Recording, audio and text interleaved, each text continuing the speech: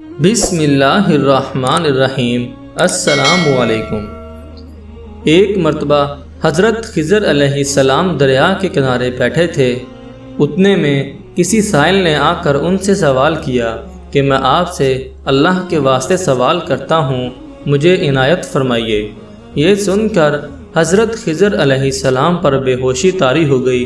جب کچھ ہوش ہوا تو فرمانے لگے، بھائی میں تو صرف اپنی جان اور مال کا مالک ہوں، تم نے مجھ سے اللہ کے واسطے سوال کیا ہے، لہٰذا میں اپنی جان اور ذات تمہارے حوالے کرتا ہوں، تم جس طرح چاہو اس کو استعمال میں لاؤ، بازار میں فروخت کر کے اس کی قیمت سے فائدہ اٹھاؤ۔ چنانچہ سائل ان کو بازار لے گیا اور ایک شخص سہمہ بن ارکم کے ہاتھ ان کو فروخت کر دیا۔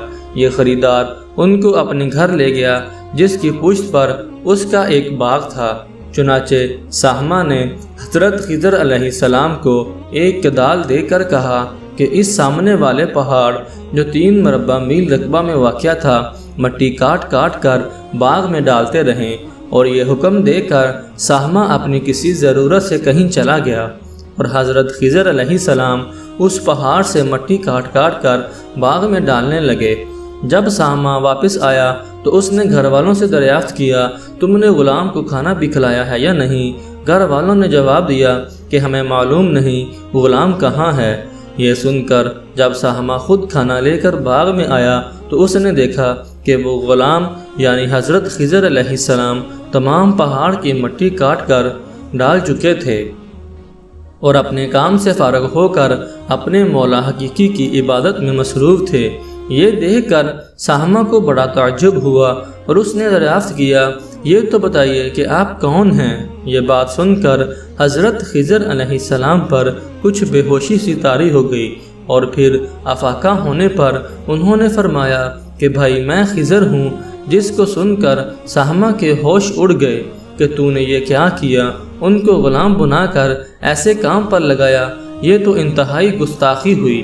پھر ہوش آنے پر سہمہ نے توبہ کی اور پروردگار سے عذر خواہی کے ساتھ حضرت خضر علیہ السلام کو آزاد کر دیا، اور جناب باری میں عرض کیا کہ الہ العالمین مجھ سے اس کا مواخذہ نہ فرمائیے، کیونکہ میں ان کو جانتا نہیں تھا۔ اس کے بعد حضرت خضر علیہ السلام نے دعا فرمائی اور سجدہ شکر بجا لائے کہ اے میرے پروردگار، میں تیرے ہی حق میں غلام بنا اور تیرے ہی حق میں آزاد ہوا، اس پر تیرا شکر گزار ہوں۔ بعد ازاں واپسی کی اجازت لے کر جب دریا پر واپس آئے تو دیکھا ایک شخص کھڑا دعا مانگ رہا ہے کہ اے میرے رب، حضرت خضر علیہ السلام کو غلامی سے رہائی عطا فرما دے اور ان کی توبہ قبول فرما لے۔ حضرت خضر علیہ السلام نے یہ دیکھ کر اس شخص سے دریافت کیا کہ آخر تو کون ہے؟ تو اس شخص نے بتایا کہ میں تو شازون ہوں، آپ کون ہیں؟ انہوں نے فرمایا کہ میں خضر ہوں۔ اس کے بعد شازون نے کہا، اے خضر، تم نے اپنے لیے رہنے کا مکان بنا کر دنیا طلب کی ہے، کیونکہ حضرت خضر علیہ السلام کا دریا کے کنارے پر ایک عبادت خانہ تھا۔ بس یہ سن کر وہ فوراً میدان میں نکل آئے اور وہیں اللہ کی عبادت میں مصروف ہو گئے۔ اس کے بعد حضرت خضر علیہ السلام نے اسی جگہ ایک درخت لگایا اور اس کے سایہ میں عبادت شروع کی تو آواز آئی، اے خضر علیہ السلام، جب تم نے درخت کے سایہ میں سجدہ کیا تو تم نے دنیا کو آخرت پر ترجیح دی۔ مجھے اپنی عزت اور جلال کی قسم ہے، مجھے دنیا کی محبت میں رضامندی نہیں ہے۔ اس کے بعد حضرت خضر علیہ السلام نے شازون فرشتہ سے کہا کہ اے شازون، دعا کرو کہ اللہ تعالیٰ میری توبہ قبول فرمائے۔ چنانچہ شازون نے دعا کی اور اللہ تعالیٰ نے شازون کی برکت سے حضرت خضر علیہ السلام کی توبہ قبول فرمائی۔ خدا کے برگزیدہ بندے اسی حالت میں راضی رہتے ہیں جو اللہ کو منظور ہو۔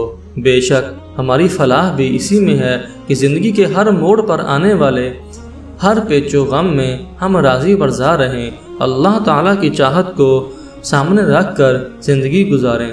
دعا ہے کہ اللہ تعالیٰ ہمیں اس واقعہ سے سبق حاصل کر کے نیک بننے کی توفیق عطا فرمائے۔ آمین یا رب العالمین۔